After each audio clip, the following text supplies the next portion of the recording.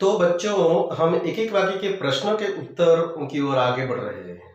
उत्तर है, देखो पहले प्रश्न है कि मालती के मन में बिंदु के प्रति क्या आशंका हुई। आशंका मतलब शक। शक ये हुआ कि बिंदु कुछ चुरा कर ले जा रहा है, मुट्ठी में चुरा कर कुछ ले जा रहा है, ये आशंका हुआ। मालती को शांत करते हुए नंदन ने क्या कहा। मालती को शांत करते हुए नंदन ने कहा कि असली बात जानने का यह तरीका नहीं है, यानी कि चीखना चिल्लाना यह जरूरी नहीं है, गुस्सा करना यह जरूरी नहीं है, यह बात समझाना चाहते थे। फिर कूड़ा फेंकने की जगह पर नंदन और मालती को क्या दिखा। कूड़ा फेंकने की जगह पर नंदन और मालती ने कुछ किशमिशें और बादाम पिस्ता मेवा देखी। ठीक है, इसके पश्चात दो तीन वाक्य के उत्तर। नंदन ने बिंदु से चोरी की बात किस प्रकार मालूम की। प्रेम पूर्वक व्यवहार करके नंदन ने बिंदु से चोरी की बात वो कबूल करवाई कि मालती, पहले तो आपको ये लिखना पड़ेगा कि मालती ने जब पूछा तो वो क्रोध भरी आवाज में पूछा, इसीलिए वो जवाब नहीं दे पा रहा था। और जब नंदन ने प्रेम पूर्वक कहा, प्रेम पूर्वक पूछा, तो नंदन से वह बात करता है और इस प्रकार प्रेम पूर्वक व्यवहार करने के बाद ही बिंदु ने चोरी कबूल कर ली। बिंदु ने अपने दोष का किस प्रकार पश्चाताप किया। बिंदु को अच्छा नहीं लगा, उसने थोड़ी सी मेवा ले ली, वो ठीक बात नहीं थी, उसके लिए भी ठीक बात नहीं थी, इसलिए वो भी अपनी चोरी का पश्चाताप करने के लिए वो दूर पूरे दिन घर में नहीं था और नदी वाली कोठरी में दूर जाकर पड़ा रहा। उसने खाना तक नहीं खाया, पानी तक नहीं पिया। इस प्रकार उसने चोरी की बात का पश्चाताप किया। फिर बिंदु के न दिखने पर मालती को क्या चिंता हुई। बिंदु छोटा लड़का था और मालती उसे अपने बच्चे की तरह रखती थी, तो छोटी छोटी बातों पर उसे टोकती रहती थी। इसलिए जब मालती ने उसे उस दोष दिया, यानी कि मालती ने क्रोधपूर्वक उसके साथ व्यवहार किया, चोरी का इल्जाम लगाया, तो वो उसे बुरा लगा और पूरा दिन वो वहां नहीं था और दूर चला गया था, कहीं पर चला गया था। इस बात से मालती को मतलब अच्छा नहीं लगा, वो दुखी हो गई, चिंता हुई थी उसे। फिर 5-6 वाक्य के प्रश्न के उत्तर है कि नौकर के संबंध में नंदन और मालती के विचारों में क्या अंतर है। जबकि मालती दोष दे रही है, चोरी का आरोप लगा रही है, और फिर ऐसे ही नौकर बिगड़ते हैं, इस प्रकार व्यवहार करने से नौकर बिगड़ते हैं, उन्हें रोकने के बजाय तुम बढ़ावा दे रहे हो, इस प्रकार की जो मालती की बातें हैं वो सही है। एक और देखा जाए तो नंदन उसके मानसिक तौर पर, मनोविज्ञान के तौर पर उन्हें इस प्रकार समझा रहे हैं प्रेम पूर्वक कि प्रेम पूर्वक व्यवहार करने से चोरी करते हुए बच्चे भी, बिगड़े हुए बच्चे भी सुधर जाते हैं, वह बात बताना चाहता था। तो मालती और नंदन के बीच जो संवाद हो रहे हैं, इस प्रकार आपको ये दोनों नेगेटिव और पॉजिटिव दोनों बातें लिखनी होगी। फिर चोरी का पता लग जाने पर नंदन ने बिंदु के साथ कैसा व्यवहार किया, क्यों।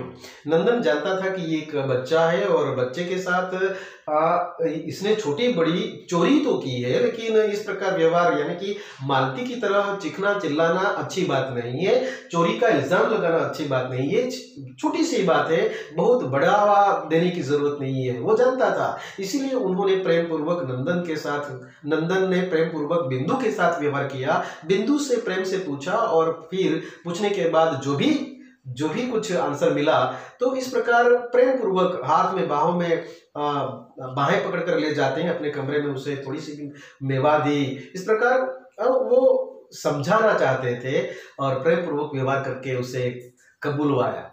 फिर बिंदु के प्रति सहानुभूति जगने पर मालती ने क्या किया कि पूरे दिन वो दिखाई नहीं दिया, दोपहर हो गई, खाना नहीं खाया, खाना ऐसे ही चौके में पड़ा था। मालती घबरा गई, इधर उधर देखा, लेकिन बगीचे में भी देखा, मालती को कहीं दिखाई नहीं दिया बिंदु, तो वो बहुत ही घबरा गई, चिंता हुई उसे। और उसी समय जब कुंदन वहां से गुजर रहा था तो मालती ने पूछ ही लिया कि बिंदु को देखा है कहीं, तो बात बताई कि हाँ, वो सुबह से नदी वाली कोठरी में पड़ा है। तो बहुत ही चिंतित हो गई थी वो, बहुत ही उसे शांति मिली जब यह बात पता चली।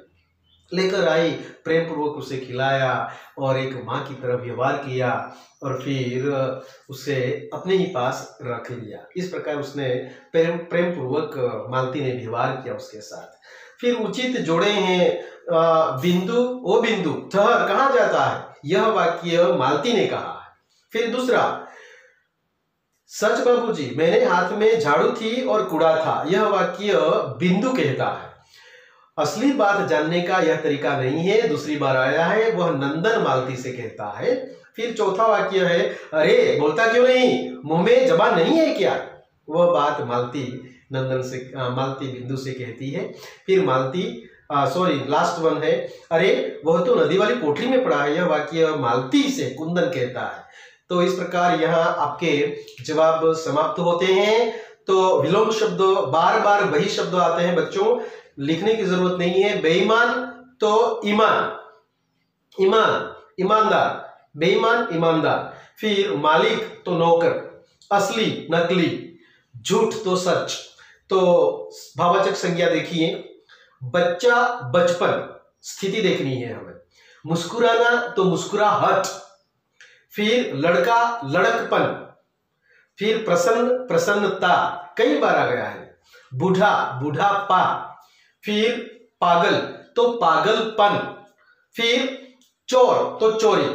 तो इस प्रकार यहाँ भाववाचक संज्ञा समाप्त होती है। आप लोगों को आशय स्पष्ट करना है, लातों के लिए बातों से नहीं मानते। जब मालती के संवाद में यह लिखा गया है, बोला गया है मालती के द्वारा, पाठ नाम लिखना है, आप लोगों को पहचान देनी है। इसके पश्चात मालती के द्वारा यह कथन लिया गया है। जब कई बार कहने पर भी जब बिंदु नहीं मानता तो मालती यह कहती है, उसे धमकाती है, डराती है, पुलिस में देने की बात करती है। और ऐसे नहीं मानेगा, जब पुलिस में दे देंगे तो ही मार खाकर बोलेगा। इसीलिए ये कहती है कि लातों के दे बातों से नहीं मानते। वो इस प्रकार आपको समझा रहा है। फिर हम क्यों ऐसी चीजें खाएं जो सबको नहीं मिलती, इसी से तो चोरी की भावना को जन्म मिलता है। यह बात नंदन मालती से कहता है। प्रस्तुत पाठ फिर चोरी और यशपाल जैन लिखित इस कहानी में इस प्रकार आपको शुरुआत करनी है। फिर बताना है कि जब बार बार कहने पर नंदन मालती चीखती चिल्लाती है और उसे धमकाती है, डराती है, तो मालती चोरी का इल्जाम लगा देती है, आरोप लगा देती है। तब बिंदु कुछ बोलता नहीं, बेचारा घबरा जाता है, अब मारेंगे डांटेंगे, इस वजह से वो बेचारा घबरा गया है। तो बचपन यानी कि मनोविज्ञान के तौर पर नंदन अच्छी तरह से जानता है, इसलिए नंदन ने प्रेम पूर्वक समझाया और फिर प्रेम पूर्वक व्यवहार किया और उसे समझाया। फिर कहा कि मालती से कहते हैं कि प्रेम पूर्वक हमें बात करनी चाहिए, इस प्रकार का व्यवहार नहीं करना चाहिए। ऐसी चीजें, इतनी महंगी चीजें हम क्यों खाएं जो गरीबों को नसीब नहीं होती। इसी से चोरी की भावना को जन्म मिलता है, इस प्रकार उसे समझाता है। तो बच्चों, यहाँ आपका पाठ ये संपूर्ण खत्म हुआ। धन्यवाद।